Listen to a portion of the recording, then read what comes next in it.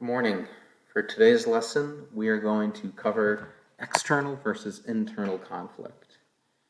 So external versus internal conflict are two types of general conflicts that can occur in stories. So first, external conflict is when conflict occurs between a character and something outside of himself or herself. This could include person versus person versus nature, and other examples. I will show more specifics in a moment.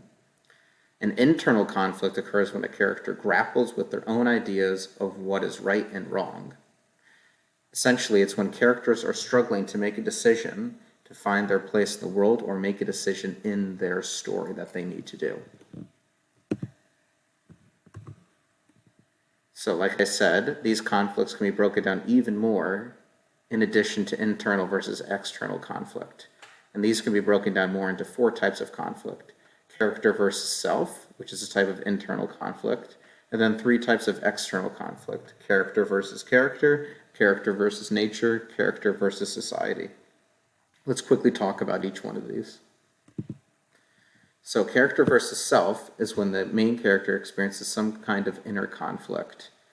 And we just went over that would be an internal conflict, if you look, right? It's when a character is deciding and grappling with their own thoughts and ideas of what is right and what is wrong. Next, on to the three types of external conflict. The first one is character versus character. That's when the main character is in conflict with another character. It doesn't necessarily need to be human or not, but it just needs to be another character in the story.